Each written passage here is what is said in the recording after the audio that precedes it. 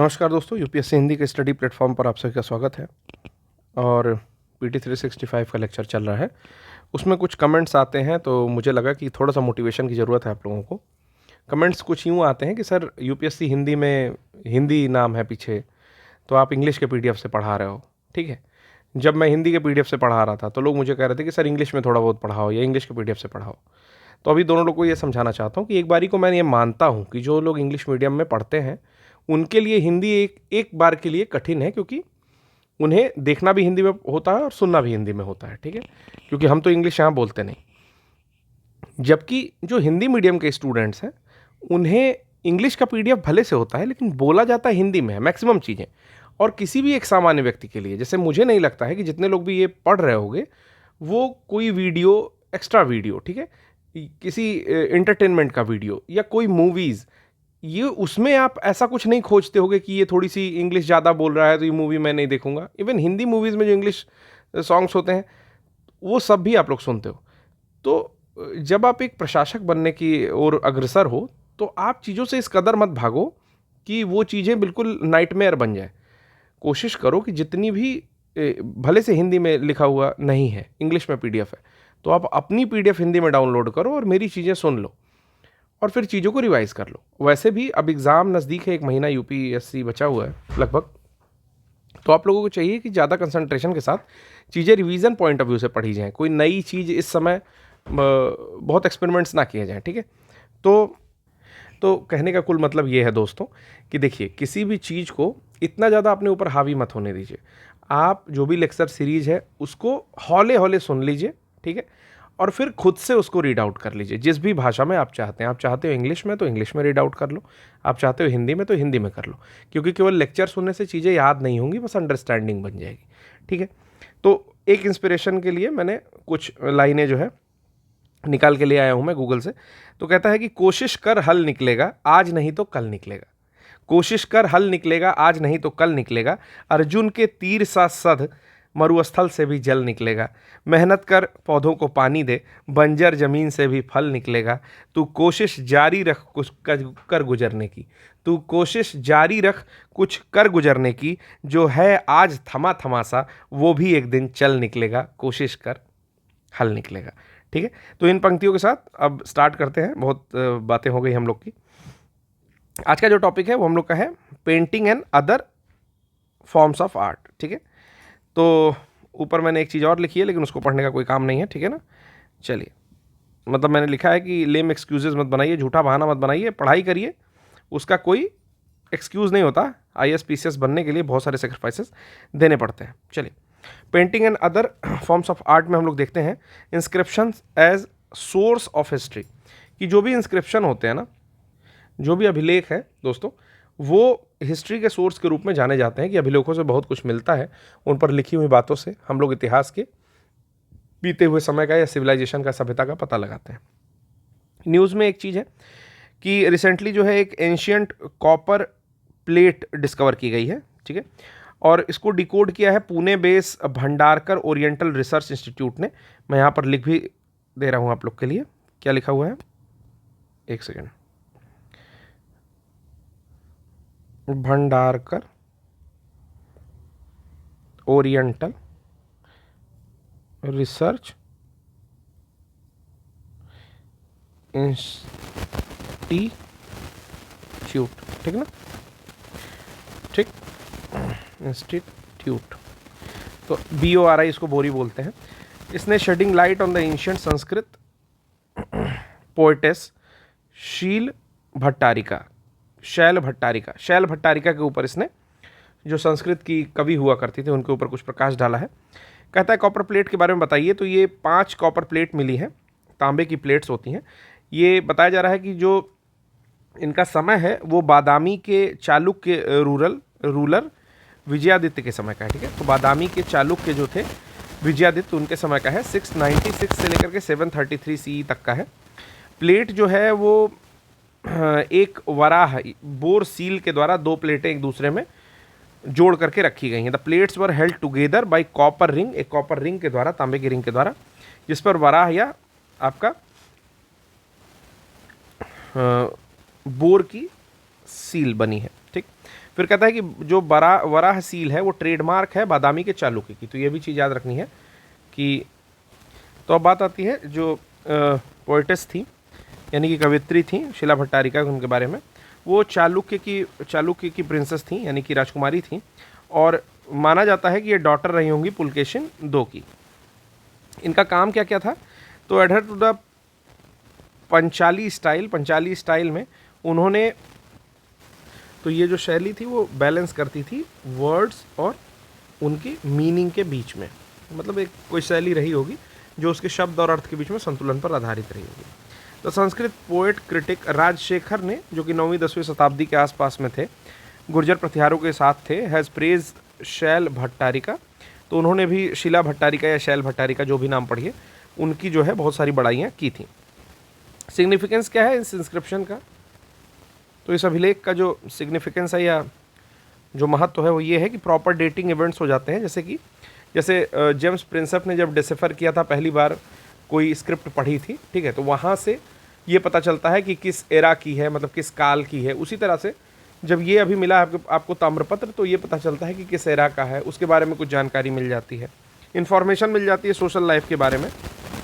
जैसे कि एक ब्रह्मदेशम इंस्क्रिप्शन है, एक ब्रह्मदेशम अभिलेख है जो कि रेफर करता है सती कमिटेड बाय क्वीन, की किसी क्वीन ने सती हो गई थी, कोई क्वीन, या सती प्रथा का अनुसरण कर लिया था। उसके साथ साथ क्या जानकारी मिलती है कि जो भी फॉर्म्स चलते हैं उनका कुछ आर्ट फॉर्म के बारे में जानकारी मिल जाती है। जैसे इसमें दे रहा है कि the earliest reference to a dancer is found in Jogimara cave. तो जोगीमारा केव या जोगीमारा गुफा में 3rd BC में, यानी कि 3री शताब्दी ईसा पूर्व में, ये पता चलता है कि कोई आर्ट फॉर्म था जो डांसर ने किया था, उसके बारे में बात बताती है। फिर कुडिम्मियन मलाई करके एक संगीत है तमिलनाडु में, जिसके बारे में भी एक इंस्क्रिप्शन से पता चलता है, मतलब कुडिम्मियन मलाई इंस्क्रिप्शन है तमिलनाडु का, सॉरी, जिससे कि ये पता चलता है कि कैसा संगीत या म्यूज़िक था उस समय का, ठीक है। तो ये सारी चीज़ें, इस तरह की चीज़ें पता चलती हैं। अगर अलग इसके अलावा कुछ प्रोमिनेंट कवित्रियों के बारे में, अन्य कवियत्रियों के बारे में बात किया जाए, तो गार्गी आती हैं। गार्गी का आपको पता है कि गार्गी याज्ञवल्क एक संवाद भी हुआ था आपस में इन लोगों का। तो याज्ञवल्क वे व्यक्ति हैं जिन्होंने बृहदारण्यक जो है उपनिषद लिखा था, तो इन्होंने चैलेंज किया था याज्ञवल्क को, इसके बारे में भी जानकारी मिलती है। गार्गी एक विदुषी थी, ठीक है। उसी के बाद आता है मैत्रेयी वेदों की व्याख्याता थी, वो शी वॉज द एक्सपॉन्डर, ठीक है, ऑफ द वेदास। तो वो एक्सप्लेन करती थी वेदास को। फिर आता है की वुमेन अमंग नैनार। तो नैनार जो होते थे, नैनार और अलवार आपने पढ़ा होगा। तो नैनार संतों में कुछ महिलाएं थीं जिसमें कई सारा नाम दिया हुआ है। जैसे पहला दिया हुआ है करक्कैल अम्मयार, ठीक है। उसके बाद कठिन नामों में दिया हुआ है मंगयार करसी, और तीसरा दिया हुआ है आपका इसैगानियार, ठीक है। तो अब उसमें फिर काफ़ी टफ नाम दिए हुए हैं। तो इसैगानियार को सुंदरता की माता के रूप में, also known as a mother of Sundarar के रूप में जाना जाता है। फिर एक आती हैं अंदाल या अंडाल जो थी वो केवल एक फीमेल थी अलवर्स के बीच की। तो इस पॉइंट को नोट डाउन कर लीजिएगा। अभी अलवर में जो एकमात्र फीमेल थी उनका नाम था अंदाल, और अंदाल ने कंपोज किया था एक तमिल रचना जिसका नाम था तिरुप्पवाई और नचियार तिरुमोली, ठीक है। तो ये दोनों नाम लिखेंगे, तिरुप्पवाई और नचियार तिरुमोली। किसने कंपाइल किया था, मतलब लिखा भी था, अंदाल ने लिखा था, और ये 12 अलवार में से एक ही फीमेल थी, ठीक है। नेक्स्ट है अक्का महादेवी। तो इन्होंने कन्नड़ लैंग्वेज में कुछ पोएम्स लिखी हैं और वचना फॉर्म का प्रयोग करती थी, ठीक है। वचन रूप में कविताएं इन्होंने लिखी हैं जिनका नाम है अक्का महादेवी। और लास्ट है अतुकुरी मोल्ला। अतुकुरी मोल्ला जो है एक आपका 1440 AD में, यानी कि 1440 ईस्वी में इन्होंने तेलुगु रामायण की जो लेखिका थी ये प्रथम, और ये कुम्हार की पुत्री थी। She was the daughter of A Potter. तो कुम्हार की बेटी थी एंड राइटर ऑफ ए तेलुगु रामायण, और इन्होंने तेलुगु रामायण लिखी थी, ठीक है। तो आपने कंबन का नाम सुना होगा, वहीं नीचे आप लिख सकते हैं अतुकुरी मोल्ला। ये जो है इन्होंने तेलुगु रामायण लिखी थी।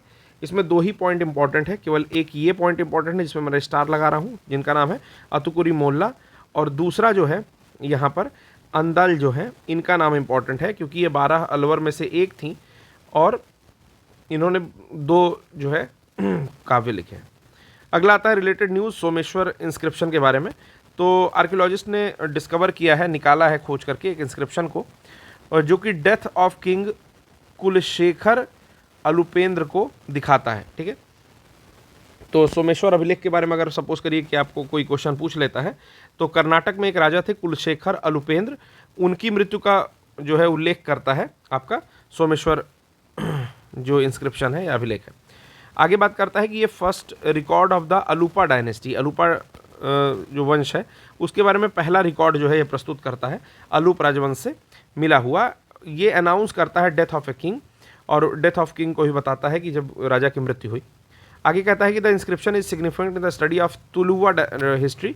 तुलुव एक वंश है, राजवंश है, उसके इतिहास के बारे में भी आपको, उसके कल्चर के बारे में, दोनों में के बारे में आपको जानकारी प्रदान करता है। लेकिन ये तुलुव डायनेस्टी विजयनगर की तुलुव डायनेस्टी से अलग थी। ठीक है, तो ये बात याद रखेंगे कि ये तुलुव डायनेस्टी, जैसे उसमें सालुव तुलुव अराविडु वंश था ना, उससे ये चीज़ अलग है। टोटल उसमें 4 वंश थे, संगम, सालुव, तुलुव, अराविडु।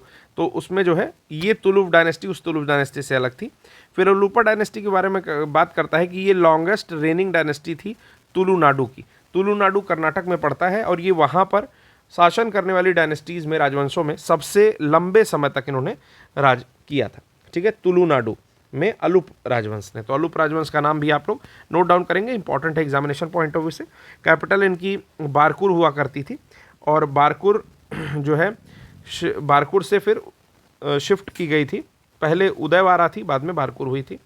तुलु का एक रिच ओरल लिटरेचर था, ट्रेडिशन, यानी कि इनका एक साहित्य था बढ़िया, फोक सॉन्ग के फॉर्म में, यानी कि लोकगीत के रूप में, जैसे कि पद्दाना, और ट्रेडिशनल फोक थिएटर था इनका, यक्षगान आज भी जो है आपका कर्नाटक में होता है, आपको पता होगा। फिर इससे मिलने वाला एक और इंस्क्रिप्शन है जिसका नाम है हल्मिडी अभिलेख या हल्मिडी इंस्क्रिप्शन। ठीक है, ये हसन कर्नाटका से मिला था। ये मेंशन करता है कि उसमें एक बात वर्णित है कि जैसे grant recommended by king Pashupati, कि अलूप के राजा पशुपति और कदम्ब सेना के मुख्य सेनापति द्वारा अनुदान की सिफारिश का उल्लेख मिलता है कि grant recommended by Pashupati of Alupa and chief commander of Kadamba forces. ठीक है, तो ये भी इंस्क्रिप्शन आप हल्मिडी इंस्क्रिप्शन जो है उसको भी ध्यान रखेंगे। दूसरा जो पॉइंट आता है यूनेस्को क्रिएटिव सिटीज़ नेटवर्क, पढ़ भी रखा होगा आप लोगों ने, UCCN। इसमें ग्वालियर कोझिकोड को शामिल किया गया है।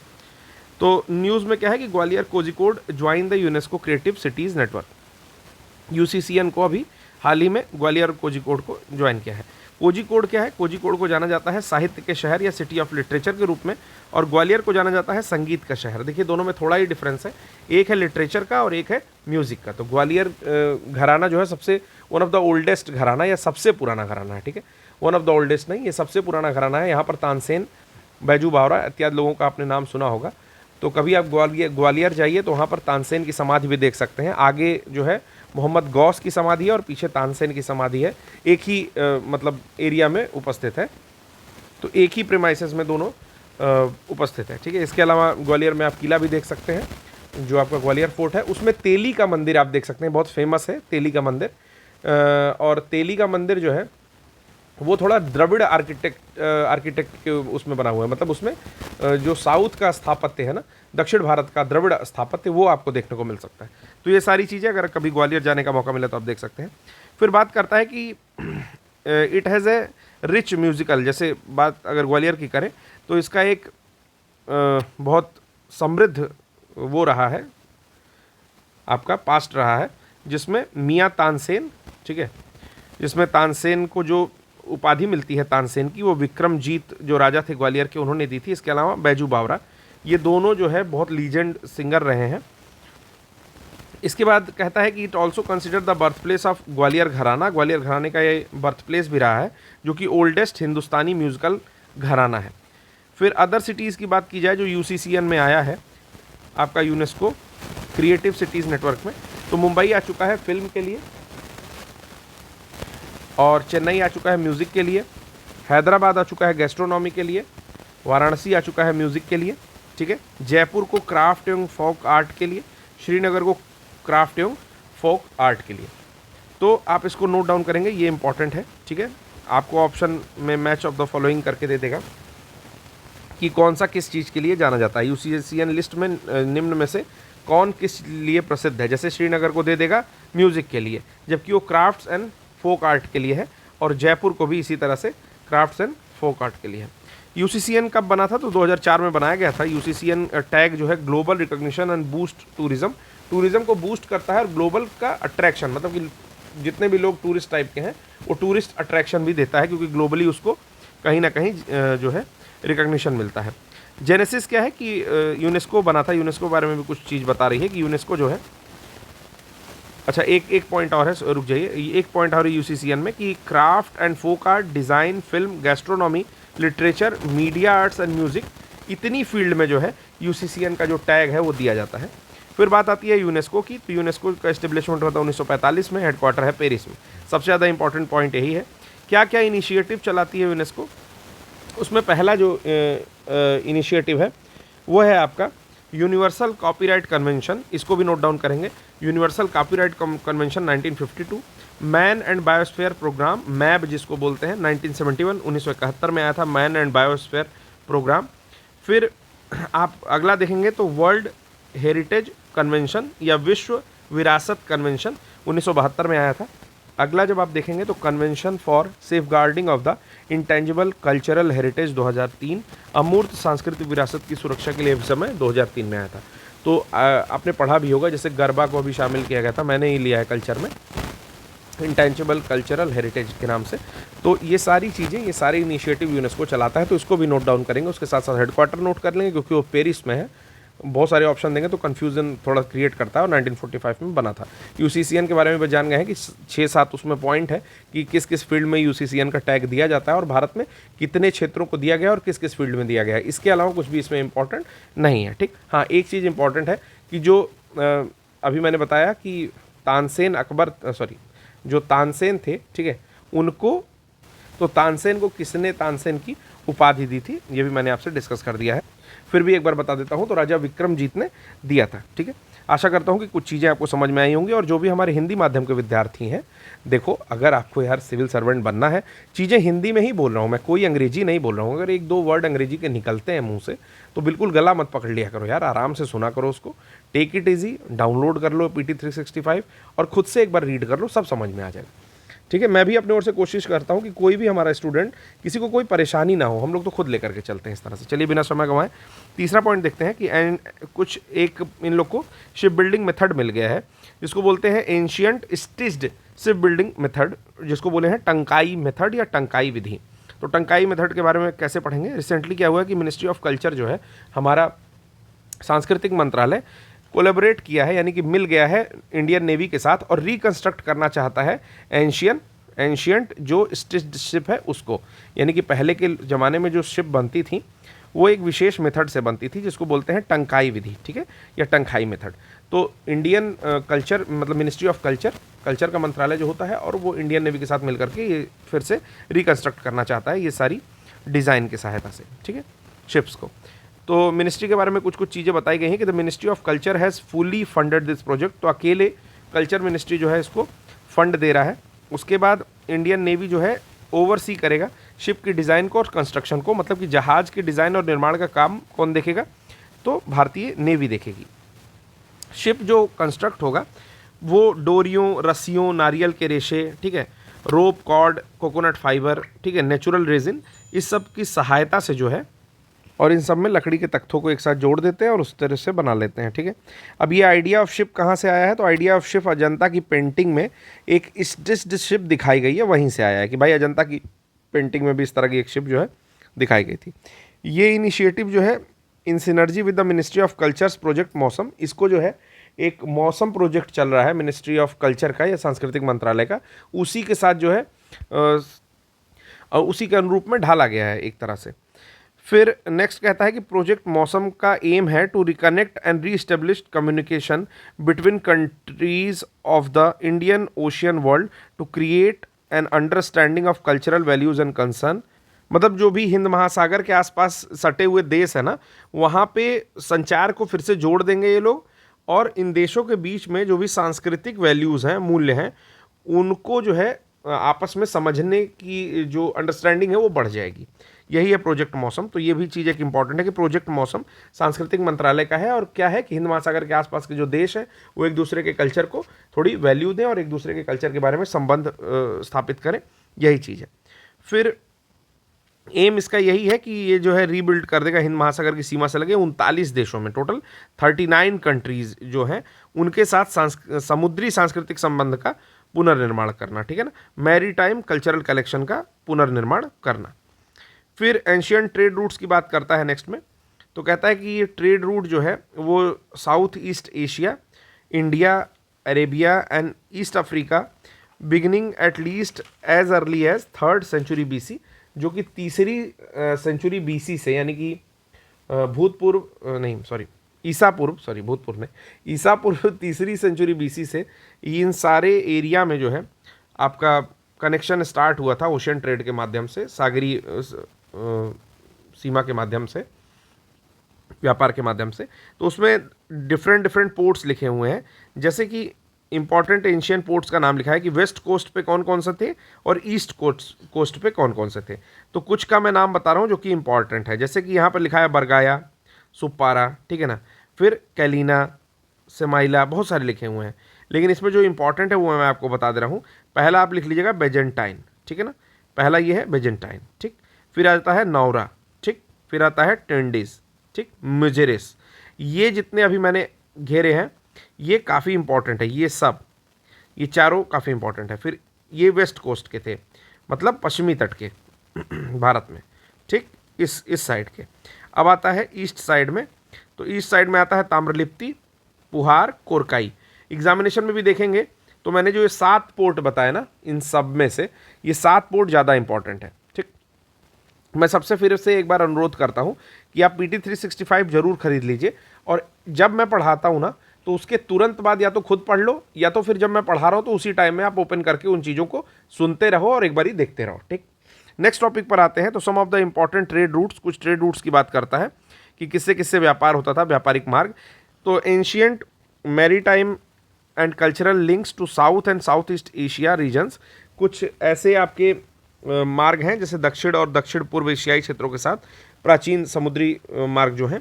उसमें कहता है कि लोकल ट्रेडर्स नोन एज साधव, जो वहाँ के स्थानीय व्यापारी होते थे उनको साधव नाम से जाना जाता था, और ये व्यापारी दक्षिण और दक्षिण पूर्वी एशियाई देश जैसे बाली, सुमात्रा, श्रीलंका इत्यादि की यात्रा करते थे, ठीक है। तो इसमें बाली, सुमात्रा और सिलोन मतलब होता है श्रीलंका, इसकी जो है यात्रा ये लोग करते थे। फिर दूसरा रूट्स आता है कि रेड सी ट्रेड रूट, यानी कि लाल सागर का जो व्यापारिक मार्ग होता है, उसकी बात करता है कि ये लिंक करता था रोमन एम्पायर को इंडिया के साथ रेड सागर, मतलब लाल सागर तक। तो बीच में आपका रोमन एम्पायर पड़ता था, लाल सागर उस बगल पड़ता था और इंडिया इस बगल पड़ता था, ठीक है। तो इन दोनों को जो है, जो लाल सागर का ट्रेड रूट था वो जोड़ता था। फिर आता है सिल्क रोड। सिल्क रोड जो थी ये एक स्थलीय व्यापारिक मार्ग है, ओवरलैंड ट्रेड रूट है, और ये संभवतः एशिया में चीन के जियान से लेकर तुर्की के एंतियोक तक विकसित था, stretching all the way cross Asia from Xian in the China to Antioch in तुर्की, ठीक है। तो ये 2-3 यहाँ पर जो है। चलिए, तो ये बात हो गई। मेवाड़ स्कूल ऑफ पेंटिंग को देख लेते हैं कि न्यूज़ में क्या था कि 4000 मेवाड़ी मिनिएचर, मतलब छोटी पेंटिंग्स जो है, जो कि अल्लाह बख्श के द्वारा बनाई गई थी, महाराजा जय सिंह के दरबार का वो पेंटर था, वो चीज़ अभी शोकेस की जा रही है, मतलब कि प्रदर्शित की जा रही है। कह रहा है कि राजस्थानी मिनिएचर पेंटिंग्स के बारे में कुछ बातें लिखी हुई हैं यहाँ पर, जैसे कि मालवा स्कूल की पेंटिंग होती हैं, बूंदी स्कूल की हैं, कोटा स्कूल की हैं, बीकानेर की हैं, किशनगढ़ की हैं, जोधपुर की और जयपुर की हैं, ठीक है। ये कुल मिलाकर के 60 टाइप की पेंटिंग्स यहाँ पर मिनिएचर पेंटिंग, मतलब छोटी पेंटिंग्स के बारे में बता रहा है। कह रहा है कि about Mewar miniature painting, Mewar में जो मिनिएचर पेंटिंग होती है उसके बारे में कुछ बातें यहाँ पर लिखी हुई हैं कि 17वीं-18वीं शताब्दी के आसपास में ऐसी पेंटिंग्स बनाई जाती थी। School in the Rajasthani style developed in Mewar Rajasthan, यानी कि ये इनका जो स्कूल था, इनकी जो शैली थी वो राजस्थानी चित्रकला की एक शैली थी जिसका विकास होता है मेवाड़ क्षेत्र में। इसका जो शुरुआत है वो मेवाड़ स्कूल का, वो जोड़ा जाता है रागमाला पेंटिंग के साथ, जो कि चावड़ 1905 में आर्टिस्ट थे जिनका नाम था निसारदीन, उनसे, ठीक है। मतलब कि निसारदीन एक व्यक्ति हैं कलाकार हैं उनके द्वारा चुनार या जो लिखा हुआ है चावन, वहाँ पर रागमाला चित्रों में ये पेंटिंग दिखाई देती है। तो उसकी उत्पत्ति भी उन्हीं के काल से मानी जाती है कि भाई निसारुद्दीन व्यक्ति जो थे उन्होंने ही सबसे पहले पेंटिंग की थी, तो वही जो है इसके ओरिजिनेटर है, उन्होंने ही स्टार्ट किया था। 18वीं शताब्दी के आसपास मेवाड़ पेंटिंग जो है शिफ्ट हो गई धीरे धीरे कोर्टली एंड सेकुलर सब्जेक्ट्स को लेकर के, यानी कि जो भी लौकिक और ऐसे विषय होते थे जिनमें दरबारी लोग हैं उस तरह की चीज़ों में पोर्ट्रे किया जाने लगा। आगे हंटिंग एक्सपेडिशन, फेस्टिवल और जीनाना एक्टिविटीज़, स्पोर्ट्स, इस सब में भी दिखाया जाने लगा। मतलब कि ये जो छवि चित्रण था वो बड़े आकार के दरबारी दृश्य, शिकार अभियान, उत्सव, अंतःपुर के दृश्य, खेल के विषय के रूप में लोकप्रिय होने लगे। फिर दूसरी आती है एक नाथद्वार स्कूल ऑफ पेंटिंग, उसकी सबसेट मानी जाती है मेवाड़ स्कूल ऑफ पेंटिंग की। ठीक है, मतलब जो मेवाड़ चित्रकला है उसकी उप शैली अगर बात की जाए तो उसको नाथद्वार शैली कही जाती है। फीचर क्या होता है इसका, क्या क्या इसमें विशेषताएं हैं, तो सिंपल होती है, मतलब आसान टाइप की होती है, चमकीले रंग का प्रयोग होता है और उसमें कुछ भावनात्मक प्रमुखता दी जाती है, इमोशनल अपील जो होता है, डायरेक्टली इमोशनल अपील होती है। मिनिएचर पेंटिंग की बात आगे करें तो ये small finely wrought portrait executed on vellum prepared card, copper और आइवरी, यानी कि एक तरह से कहा जा रहा है कि लघु चित्रकला के ये सब कुछ जो है चर्म पत्र पर या सो पहले से कोई तैयार किया हुआ कार्ड है उस पर, तांबे, आइवरी मतलब हाथी दांत पर, या लघु आकार के चित्र बारीकी से बनाए जाते थे। मेवाड़ स्कूल के कुछ आर्टिस्ट हैं जिनका नाम जानना जरूरी है, तो ये चीज़ आप पॉइंट आउट करिएगा। ठीक है, इसको नोट डाउन करेंगे कि मेवाड़ स्कूल के आर्टिस्ट का नाम है, पहला है साहिब दीन जिन्होंने रागमाला में वो चीज़ दर्शाई है, और दूसरे हैं मनोहर जिन्होंने बालकांड रामायण के में दिखाया है, और तीसरे हैं जगन्नाथ जिन्होंने बिहारी सतसाई में दिखाया है। तो साहिब दीन, मनोहर और जगन्नाथ, यहाँ पर 3 नाम हैं जिन्होंने क्रमशः, साहिब दीन ने रागमाला में, मनोहर ने बालकांड रामायण में, और फिर जो जगन्नाथ हैं उन्होंने बिहारी सतसाई में अपनी पेंटिंग्स जो है मिनिएचर पेंटिंग दिखाई है।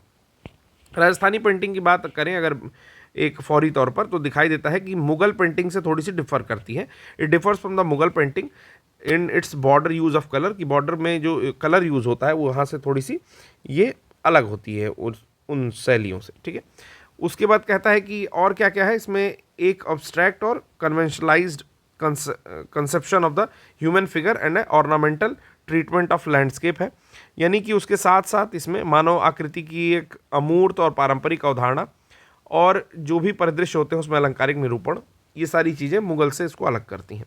तो एक कोई पॉइंट यूज़ कर लेंगे, जैसे बॉर्डर यूज़ ऑफ कलर जो है अलग होता है, कोई एक पॉइंट बस इसमें याद करो।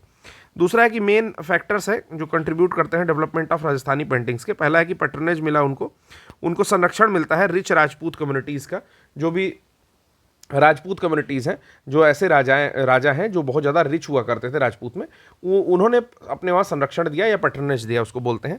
और दूसरा है कि revival of Vaishnavism and the growth of भक्ति कल्ट्स, यानी कि वैष्णववाद का जो पुनः परिवर्तन और भक्ति पंथ का विकास हुआ, ठीक है, उसमें भी जो है ये काफ़ी ज़्यादा राजस्थानी पेंटिंग का प्रयोग किया गया। रिलेटेड न्यूज़ में एक आता है बसोली पेंटिंग, काफ़ी ज़्यादा इंपॉर्टेंट है, इसको कहीं कहीं पर आपका लिखते हैं। बसोली पेंटिंग आपने एग्जाम में भी देखा होगा, तो मैं इसको स्टार मार्क कर रहा हूँ। ठीक है, बसोली पेंटिंग काफ़ी इंपॉर्टेंट है, इससे भी ज़्यादा इंपॉर्टेंट है जो अभी हम लोग पढ़ रहे थे राजस्थानी मिनिएचर पेंटिंग, उससे ज़्यादा इंपॉर्टेंट है। तो जानते हैं है कहाँ की, तो पहली तो ये भी मिनिएचर आर्ट स्टाइल है, यानी कि सूक्ष्म चित्र बनते हैं, छोटे चित्र बनते हैं। ये है कहाँ, कठुआ डिस्ट्रिक्ट जम्मू कश्मीर की। तो बसोली पेंटिंग जम्मू कश्मीर में कठुआ डिस्ट्रिक्ट है, जिसको GI टैग भी मिल चुका है। और ये फर्स्ट स्कूल ऑफ पहाड़ी पेंटिंग है, मतलब पहला जो है ये पेंटिंग का या चित्रकला का पहला स्कूल माना जा सकता है। तो कहाँ का, तो जम्मू कश्मीर का। ठीक है, कहाँ इसको किया जाता है, तो कागज़, कपड़ा, लकड़ी, कहीं भी चित्रित किया जाता है, paper, cloth, would, natural pigment and dice का यूज़ करके। ये बसोली पेंटिंग का एक एग्जांपल दिया हुआ है। कहीं अगर आप इस तरह का कुछ देखिए इस टाइप का, या इस तरह की डिज़ाइन, इस तरह के जो है देवताओं को, तो आप समझिएगा बसोली पेंटिंग है। अदर पेंटिंग की बात करते हैं तो बाघ पेंटिंग मिलती है। बाघ चित्रकला, बाघ कहाँ स्थित है, मध्य प्रदेश में स्थित है। MP टूरिज्म बोर्ड ने एक एसोसिएट किया है डिस्ट्रिक्ट एडमिनिस्ट्रेशन धार के जो जिला प्रशासन है वहाँ को, और लॉन्च किया है training camp on manufacturing sustainable bags based on बाघ पेंटिंग। तो वहाँ पर सस्टेनेबल बैग आएंगे, संधारणी बैग शुरू कर रहे हैं, उस पर कौन सी पेंटिंग बना रहे हैं, तो बाघ प्रिंट के आधारित टिकाऊ बैग बना रहे हैं लोग। बाघ जो पेंटिंग है वो बाग गांव के नाम पर रखी गई है, जो कि बाघनी नदी के किनारे पड़ता है। Name derive from the village Bagh से डिराइव किया गया है और बैंक ऑफ बागनी रिवर पड़ता है। तो ये दो चीज़ और याद रखनी है। वेजिटेबल कलर्स यूज होते हैं, रेड ब्लैक, उसके ऊपर व्हाइट बैकग्राउंड के ऊपर ये सारी कुछ पेंट करते हैं लोग। फिर कह रहा है कि अवार्ड किया गया है इसको जीआई टैग, ये मैंने बता दिया आपको। मीजोलिथिक एरा रॉक पेंटिंग में मिलता है, यानी कि जो आपका मध्य पाषाण काल के आसपास ये पेंटिंग देखने को मिलती है। ठीक है, दूसरा इसके बाद आता है जिसका नाम है आपका पनामलई। ठीक है ना, पनामलई या पनामलाई जो भी पढ़िए, पेंटिंग आती है, तमिलनाडु में स्थित है। अब इसमें सब कुछ बहुत कठिन कठिन है, तो मैं फिर भी बता देता हूँ। 1300 साल पुराना एक पेंटिंग है जो कि तालागिरीश्वर मंदिर में स्थित है। तालागिरीश्वर मंदिर में स्थित है, वो फेड हो रही है। ठीक है, रिपोर्ट के अकॉर्डिंग एक रिपोर्ट आई है कि 1300 साल पुराने मंदिर में, तालागिरीश्वर मंदिर में कुछ पेंटिंग है जो कि फेड हो रही है, यानी कि धुंधली पड़ रही है। पेंटिंग जो है शो करती है, दिखाती है लॉर्ड शिवा को, जिनके 8 हाथ हैं और वो डांस कर रहे हैं, और लता तिला गभनी, ठीक है ना, यहाँ पर लिखा हुआ है लता तिला गभनी being washed by goddess Parvati. उस जो 8 हाथ वाले शिव हैं जो कि डांस कर रहे हैं, उसको लता तिला गभनी कहते हैं, और उनको पार्वती जी देख रही हैं। दीज म्यूरल पेंटिंग, ये जो भित्ति चित्र होता है, म्यूरल पेंटिंग मतलब भित्ति चित्र जो है, ये क्रिएट किए गए, बनाए गए covering stone walls with the paste mud of lime stone and sand. Lime stone यानी कि चूना पत्थर, और सैंड के जो भी स्लरी होता है ना, उससे जो है पेस्ट से मिला करके बनाए गए हैं। ठीक है, तो ये इतना हम लोगों ने यहाँ पर देख लिया। फिर कहता है कि ये जो चित्र है ना, ये आपका resemblance to painting of Ajanta and दूसरा है सित्तन वासल। ठीक है ना, तो सित्तन वासल और अजंता के चित्रों से काफ़ी समानता रखते हैं। फिर कहता है कि temple was constructed by Pallava king Narasimha Varman two. Narasimha Varman two के द्वारा ये जो मंदिर था आपका वो बनवाया गया है, जिनको राज सिंह के नाम से भी जानते हैं। तो एक चीज़ और याद रखिएगा, कभी नरसिंह वर्मन टू का नाम आए तो तालागिरीश्वर मंदिर का नाम भी आप वहाँ पर कोट कर सकते हैं। अगला आता है चेरियल स्क्रॉल पेंटिंग। नेक्स्ट जो है क्या है चेरियल स्क्रॉल पेंटिंग। चेरियल स्क्रॉल पेंटिंग जो है यूनिक तेलंगाना की पेंटिंग है, जिसको जीआई टैग मिल चुका है। Popularly and modified version of नक्काशी आर्ट। नक्काशी आर्ट जो होती थी उसी का पॉपुलरली या मॉडिफाइड वर्जन। देखिए चेरियल स्क्रॉल पेंटिंग आप इसमें देख सकते हो आसानी से, कितनी खूबसूरत पेंटिंग है, और नक्काशी आर्ट के फॉर्म में। कभी कभी टाइल्स आप देखते होंगे कहीं कहीं पर, तो उसमें कुछ जो है नक्काशी नहीं, लेकिन उसमें एक इसी टाइप का कुछ एक बना रहता है। ठीक है, कई मंदिर में लगती हैं वो चीज़ें, तो उसी टाइप की है। फिर कह रहा है कि ये नैरेटिव फॉर्म में होती हैं, कि कुछ चीज़ें ये जैसे दर्शाने का प्रयास करती हैं, जैसे संवाद को दर्शाने का प्रयास करती हैं, स्टोरी दर्शाने का प्रयास करती हैं, डिपिक्ट करती हैं, और इंडियन मैथोलॉजी को भी दिखाती हैं, यानी कि जो भी भारतीय जो आपका पौराणिक चीज़ें हैं वो चीज़ बताती हैं। उसके साथ साथ पुराण और एपिक्स, काव्य और महाकाव्य को साथ पुराण का भी चीज़ें यहाँ पर दिखाती हैं। जो यूज़ ऑफ स्टोरी टेलिंग है ये आपका बालाडियर कम्युनिटी के द्वारा किया जाता है, जिसको काकी पडागोलू बोलते हैं। तो बालाडियर समुदाय है जिसको काकी पडागोलू बोलते हैं, वो भी इसका यूज़ करते हैं। मोस्टली जो है प्राइमरी कलर्स में, यानी कि RGB में ही पेंट किया जाता है, रेड ग्रीन ब्लू में ही पेंट किया जाता है, और प्रीडोमिनेंस होता है रेड कलर का इन तरह की पेंटिंग में। ठीक है, तो इसमें दिख भी रहा है हम लोग को रेड कलर का प्रीडोमिनेंस है। ठीक है, नेक्स्ट आता है आपका पिचवाई पेंटिंग। पिचवाई पेंटिंग जो है चेन्नई के एक कला प्रदर्शनी में, आर्ट एग्जिबिट में शोकेस किया गया है अभी पिचवाई पेंटिंग का, जो कि 350 साल कम से कम पुरानी है। पिचवाई पेंटिंग की बात करें तो लगभग 400 साल पहले इसका उदय होता है नाथ द्वार उदयपुर में, राजस्थान के। और ये पिचवाई वर्ड जो है, pich means back and wai means textile hanging. तो इन दोनों का अर्थ देखें तो पीछे और कपड़ा लटकना, ऐसा कुछ है कि पीछे जो कपड़े लटकते थे, दरी इत्यादि, उस पे ये पेंट किया जाता था पिचवाई पेंटिंग। ये कपड़े और डिपिक्ट्स करते हैं लॉर्ड कृष्णा की लाइफ को मोस्टली। ठीक है, अदर कॉमन सब्जेक्ट देखा जाए तो राधा गोपी इसको दिखाते हैं, फेस्टिवल दिखाते हैं, जैसे शरद पूर्णिमा को दिखा दिया, रासलीला दिखा दिया, दिवाली होली दिखा दिया। भगवान श्री कृष्ण को एक तरह से समर्पित है पिचवाई पेंटिंग, ये चीज़ भी याद रखेंगे कि किस भगवान को समर्पित है, तो पिचवाई पेंटिंग भगवान श्री कृष्ण को समर्पित है। They are made by members of the Pushti Marg sect के जो होते थे, वल्लभाचार्य पुष्टि मार्ग के वो थे, आपका फाउंडर थे। तो फाउंडर मतलब कि खोजे थे उसको, उस संप्रदाय को चलाए थे, पुष्टि मार्ग संप्रदाय को। तो आपको पता ही है कि भगवान श्री कृष्ण को ये समर्पित है एक तरह से। फिर नेक्स्ट आता है गरबा। गरबा क्यों न्यूज़ में है, तो अभी इसको जो है ICH बनाया गया था, आपको पता है, इंटेंजिबल कल्चरल हेरिटेज, इसको बोलते हैं अमूर्त सांस्कृतिक विरासत। मैं लिख दे रहा हूँ, अमूर्त सांस्कृतिक विरासत। ठीक है, तो inscribed in the representative list of the ये, ठीक है, यूनेस्को की अमूर्त सांस्कृतिक विरासत में शामिल किया गया है। कह रहा है कि Garba of Gujarat was added in ICH under the provision of 2002 convention for the safeguarding of intangible cultural heritage, यानी कि 2003 का एक विधान है जिसके तहत कोई भी ऐसा अमूर्त सांस्कृतिक विरासत होता है, पहले तो उसको यूनेस्को अपने आधारों पर, अगर वो उनके आधारों पर खरा उतरता है तो उसको ICH में शामिल करती हैं और उसको फिर एक सेफ गार्ड करती है, मतलब उसको बचा के रखने की कवायद होती है। 15वां ICH एलिमेंट जो है इंडिया का था जिसने ज्वाइन किया है, यानी कि भारत की ओर से जो आपका क्या बोलते हैं कि गरबा है वो आपका 15वीं अमूर्त सांस्कृतिक विरासत है। तो याद रखिएगा 15वीं अमूर्त सांस्कृतिक विरासत भारत की ओर से गरबा है। ठीक, गरबा के बारे में बात करें तो वो गर्भ जो है वो गर्भ से आता है, वुम्ब से आता है।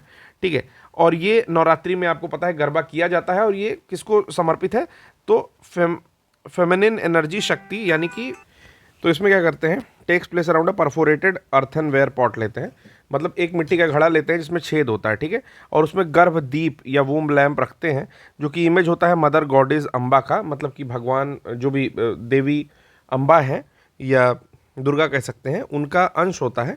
ठीक है, और उसी के अराउंड घूम घूम कर जो है डांस किया जाता है अम्बे माँ के अराउंड। ठीक है, एंटी क्लॉकवाइज वामा वर्त घूर्णन किया जाता है, घड़ी के घूमने की, घड़ी के सुइयों के घूमने की विपरीत दिशा में। ठीक है, और इसमें जो है ढोल या ड्रम भी बजाए जाते हैं म्यूजिकल इंस्ट्रूमेंट के रूप में।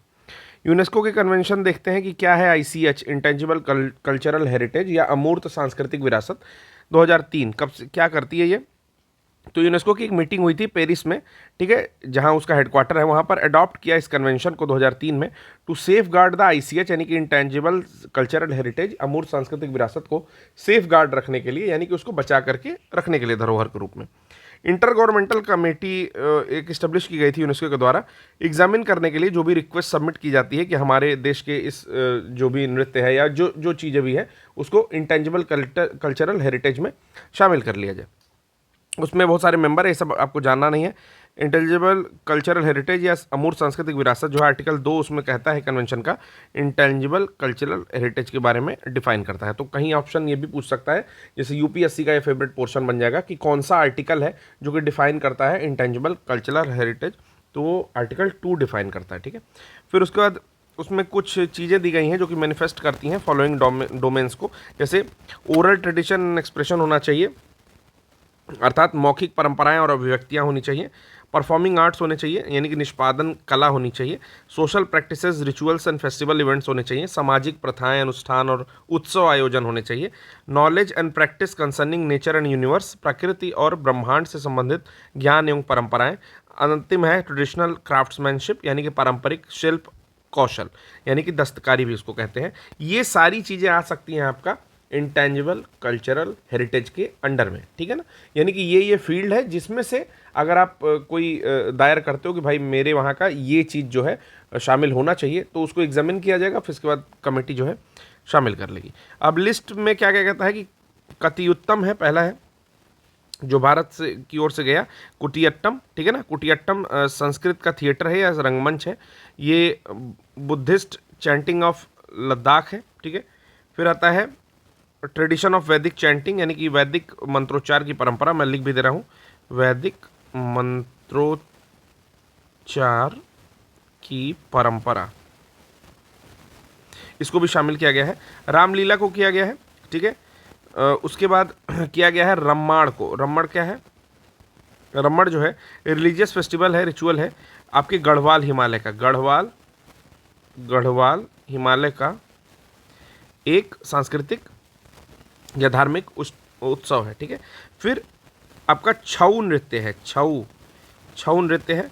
फिर है आपका कालबेलिया, राजस्थान का लोकगीत है, याद रखिएगा, काफ़ी इंपॉर्टेंट है। कालबेलिया को मैं स्टार मार्क कर रहा हूँ। ठीक है, पता नहीं क्यों अंदर से आ रहा है, जैसे कालबेलिया पूछे जाने का चांस है। ठीक, फिर अगला आता है मुडियट्टू, केरल का एक थिएटर है, यानी कि रंगमंच है और नाट्य भी है। कुंभ मेला है, योगा है, दुर्गा पूजा है, कोलकाता का नौरोज है, याद रखिएगा नौरोज है। ठीक है, आपको कमेंट बॉक्स में बताना है कि नौरोज उत्सव जो है, नौरोज उत्सव मध्यकाल में कौन सा शासक जो था सल्तनत काल का उसने चलाया था। ठीक है, ये आपको बताना है। चलो, फिर बुद्धिस्ट चैंटिंग है, लद्दाख में जो बुद्धिस्ट चैंटिंग होती है, यानी कि बौद्धिक मंत्रों का बौद्धिक मंत्राचार होता है। फिर नेक्स्ट है आपका संकीर्तन, ये इस संकीर्तन में क्या होता है, सिंगिंग होती है, ड्रमिंग होती है, डांसिंग होती है भगवान श्री कृष्ण को लेकर के, तो संकीर्तन को भी शामिल किया गया है। और एक और ट्रेडिशनल आपका क्राफ्ट है, कह रहा traditional brass and copper craft of utensil making among the Thatheras of Jandiala Guru Punjab. तो जंडियाला गुरु में ठठेरों द्वारा निर्मित कुछ पारंपरिक पीतल और तांबे के बर्तन हैं, उसको भी शामिल किया गया। तो काफ़ी इंपॉर्टेंट ये भी हो जाता है क्योंकि थोड़ा सा ऑड है, ठीक है। बाकी चीज़ें तो आपको याद भी हो जाएंगी, ये चीज़ नहीं याद होगी। बाकी आप कमेंट बॉक्स में आंसर करो कि नौरोज उत्सव कौन चलाया था। नेक्स्ट आता है other dance forms in India. कुछ डांस फॉर्म है जिनके बारे में जान लेते हैं, जैसे चामलाम डांस आता है। तो ये जो चामलाम डांस है ये है कहाँ का, तो कहते हैं कि Tibetan Buddhist perform lama dance to celebrate Guru पद्म संभव बर्थडे। तो गुरु पद्म संभव के जन्मदिन के उपलक्ष्य में जो तिब्बत के बुद्धिस्ट हैं, तिब्बती बौद्ध बोल सकते हैं, वो लामा डांस जो है परफॉर्म करते हैं।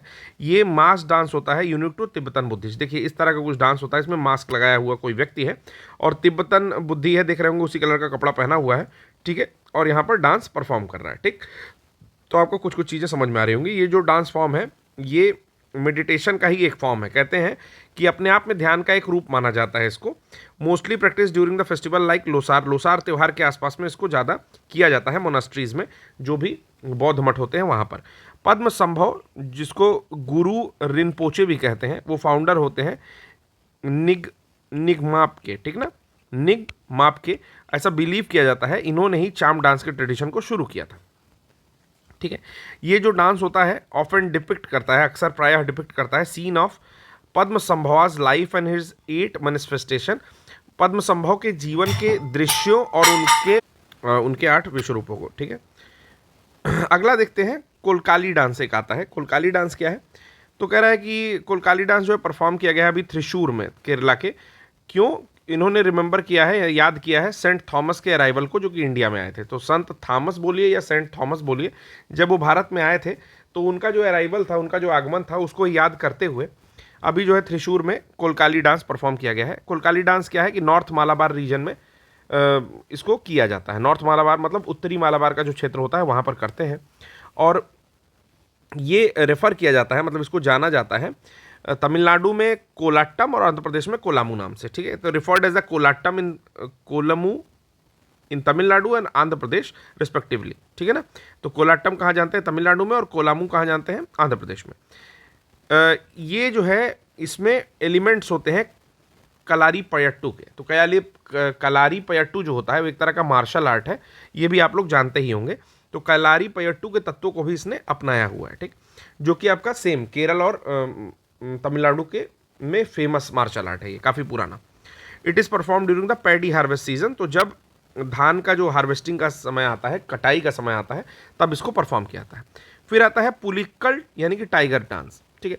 पुलिक्कल या टाइगर डांस क्या होता है, देख रहे हैं आप कि सब टाइगर का मुखौटा लगा के शरीर पे ऐसे पेंटिंग वेंटिंग करके या कपड़े पहन करके इस तरह का एक मस्ती भरा डांस यहाँ पर हो रहा है। तो देख लेते हैं क्या ये। 250 पुलिक्कल डांसर जो है पार्टिसिपेट किए हैं त्रिशूर में, जब आपका कार्निवलस फिनिश हुआ है ओनम सेलिब्रेशन के, मतलब ओणम का जो त्यौहार होता है, ओनम का त्यौहार, उस समय ओनम के त्यौहार के जब अंत हो रहा था, तो आपका ये जो पुलिकली डांस है आपका, ठीक है, इसको परफॉर्म किया 250 से अधिक लोगों ने त्रिशूर में। फिर पुलिकली डांस जो होता है वहाँ का एक फोक डांस है, यानी कि लोक नृत्य है केरल का, जिसको टाइगर नाम से भी जानते हैं, टाइगर डांस। और ओनम के समय में होता क्या है कि आर्टिस्ट अपनी बॉडी को पेंट कर लेते हैं टाइगर के जैसे, स्ट्रिप डाल देते हैं, उस पर धारियाँ डाल देते हैं, ब्लैक येलो रेड जिस भी कलर की होती है, ठीक है, और फिर ये डांस करते हैं। कह रहे हैं कि ये डांस को एक रिदम में करते हैं, मतलब कि एक प्रॉपर जो है जैसे ट्यून्स होती हैं, जिस तरह से ध्वनि होती हैं, उस तरह से किया जाता है। इसमें कुछ जो आपके वो हैं इंस्ट्रूमेंट्स, उसका भी यूज़ करते हैं, जिसमें आता है तकिल, उडक्कू, चेंदा जैसे पारंपरिक आघात यंत्र जो होते हैं, परक्यूशन इंस्ट्रूमेंट का यूज़ करते हैं। यहाँ पर नाम लिखा हुआ है तकिल, उदक्कू और चेंदा, ठीक है। मेन थीम क्या होती है कि टाइगर हंट कर रहा है, tiger hunting with participants playing the role of tiger and hunter, मतलब टाइगर को और हंटर जो है बाघ का शिकार वाले प्रतिभागी दोनों एक दूसरे की भूमिका निभाते हैं। मतलब नृत्य का मुख्य विषय होता है बाघ का शिकार, हंटिंग ऑफ टाइगर्स। इनमें प्रतिभागी बाघ बनते हैं और शिकारी की भूमिका भी निभाते हैं। तो ये आपका था आपका। नेक्स्ट आप देखते हैं कि सुर्खियों में रही कुछ रिलेटेड आर्ट फॉर्म, कुछ और आर्ट फॉर्म है, कला के रूप है। ठीक है, कला शैलियाँ हैं जो कि न्यूज़ में रही। जैसे गिलगिट की मैन्युस्क्रिप्ट न्यूज़ में रही, तो काफ़ी इंपॉर्टेंट हो जाता है, इसको भी आप स्टार मार्क करिएगा। गिलगिट की मैन्युस्क्रिप्ट काफ़ी इंपॉर्टेंट है। The birch bark of clay coated Gilgit manuscript, यानी कि बर्च की छाल, बर्च पेड़ की एक छाल होती है, उस पर मिट्टी लेपित गिलगित के जो मैन्युस्क्रिप्ट है, पांडुलिपि हैं, उनको जो है पाया गया है 5 से 6 सेंचुरी, इंच नहीं है एक्चुअली, 5वीं से 6वीं शताब्दी का ये है। ठीक है, फिर ये जो मैन्युस्क्रिप्ट होते हैं ये आपके कैनोनिकल एंड नॉन कैनोनिकल दोनों में होते हैं, कि मतलब इसमें जो है आपके बौद्ध सूत्र और बिना बौद्ध सूत्र, मतलब ऐसे भी होते हैं जिसमें बौद्ध सूत्र नहीं होते हैं, दोनों चीज़ इसमें दिखाई देती हैं। उसके बाद ये एक बार प्रकाश डालता है इस चीज़ों पर भी कि कैसे अदर लैंग्वेजेस जैसे संस्कृत, चाइनीज़ इत्यादि जो है विकास या उनका भाषाओं का विकास हुआ। ठीक है, फिर कहता है कि मैन्युस्क्रिप्ट जो है कुछ सूत्रों को रखती है जो कि बुद्ध से संबंधित है, बौद्ध सूत्र है, जिसमें आपका समधिराज सूत्र आता है। ठीक है, और इसके साथ साथ सद्धर्म पुंडरीक भी आता है, तो इसमें 2 तरह के सूत्र को भी ये रखता है। तो नाम याद रखना है, गिलगिट पांडुलिपि में ये सारी चीज़ें मिली हुई हैं। फिर कहता है कि इसकी जो फर्स्ट डिस्कवर किया गया, इसको डिस्कवरी जो की गई वो आपका ruins of the ancient stupa like structure at Naupur village. तो नौपुर गांव था एक आपका कश्मीर के गिलगिट में, 1931 में सबसे पहले जो है, तो वहाँ पर जो है जो खंडहर थे भग्नावशेष, उसमें से सबसे पहले जो इस पांडुलिपि को सुरक्षित किया गया था। फिर दूसरा आता है इसके बाद ओल्ड चिकी स्क्रिप्ट एक होती है। ओल्ड चिकी स्क्रिप्ट जो है संथाली भाषा में ओल्ड चिकी लिपि का उपयोग करते थे संथाल जात के लोग, और हूल दिवस की शुभकामनाएं देते हैं, हूल दिवस ठीक है मनाते हैं। ओल्ड चिकी स्क्रिप्ट जो है बनाई गई थी 1925 में रघुनाथ मुर्मू के द्वारा। संथाली जो है मुंडा लैंग्वेज है जो कि झारखंड, वेस्ट बंगाल, उड़ीसा में बोली जाती है, उसके साथ साथ बांग्लादेश के भी कुछ इलाकों में, नेपाल और भूटान में भी बोली जाती है। जानना यह है कि फिर थोड़ी सी बातें दी हुई हैं आपका संथाल के बारे में, कि जो संथाल विद्रोह था उसका मुख्य कारण जो था आपका 1773 का जो आपका परमानेंट सेटलमेंट था, स्थायी बंदोबस्त था, उस कारण से 2 क्षेत्रों में बेसिकली बीरभूम और मानभूम, इन दोनों इलाकों में जो है वहाँ से संथालों का विस्थापन करना था, मतलब अंग्रेजों को। तो इस कारण से मुख्य विद्रोह यहाँ पर हो रहा था। जो ये विद्रोह हुआ उसको आपका जो झारखंड के क्षेत्र में हो रहा है, राजमहल की पहाड़ियों के पास, उसको दामिने कोह रीजन बोला जाता था। पर्शियन वर्ड है दामिने कोह को, जिसको बोलते हैं स्कर्ट ऑफ द हिल, मतलब कि तलहटी में, जो भी हिल है उसकी तलहटी में राजमहल हिल के पास हुआ। सिद्धू और कान्हू मुर्मू का नाम जो है यहाँ पर काफ़ी इंपॉर्टेंट होता है। इसके अलावा चांद भैरव 2 भाई और थे, तो सिद्धू कान्हू चांद भैरव, बट सिद्धू कान्हू का नाम यहाँ पर दिया हुआ है। सिद्धू कान्हू का नाम याद रखेंगे, जो आपका संथाली विद्रोह होता है, ठीक है, उसमें। फिर कहता है कि टेरिटरी जो थी, जैसे संथाल की अपराइजिंग जो हुई, उसको आपका औपनिवेशिक शासन ने उसको दबाने के लिए, शांत करने के लिए कई सारे कदम उठाए। जैसे संथाल परगना का गठन कर दिया, territories called Santhal Pargana were created. और दूसरा है it become illegal for Santhal to transfer land to non Santhal. संथालों के लिए ये चीज़ रूल लगा दी गई कि वो नॉन संथालों को, गैर संथालों को अपनी ज़मीन को ट्रांसफ़र नहीं कर सकते। ठीक है, तो ये थोड़ा सा था आपका जो ओल्ड चिकी लिपि थी, वो आपको समझ में आ गया होगा कि संथालों से रिलेटेड है थोड़ा सा। ठीक है, संथाली भाषा की विकास में ओल्ड चिकी लिपि की ज़रूरत है, और ज़रूरत क्या है, मतलब कि उसमें मिली हुई लिपि है वो, और हूल दिवस के अवसर पर इसका यूज़ किया गया था। अगला आता है आपका फणगिरी कलाकृति या फनगिरी कलाकृति। ये 200 BCE से 400 CE तक की है, मतलब ईसा पूर्व 200 से लेकर के 400 ईस्वी तक का ये इसकी बिलोंगिंग है, यानी कि ये कलाकृतियाँ इसी अवधि की हैं। सबसे पहले खोजी गई थी, इसको डिस्कवर किया 1942 के आसपास में, और फिर से रीडिस्कवर किया 2003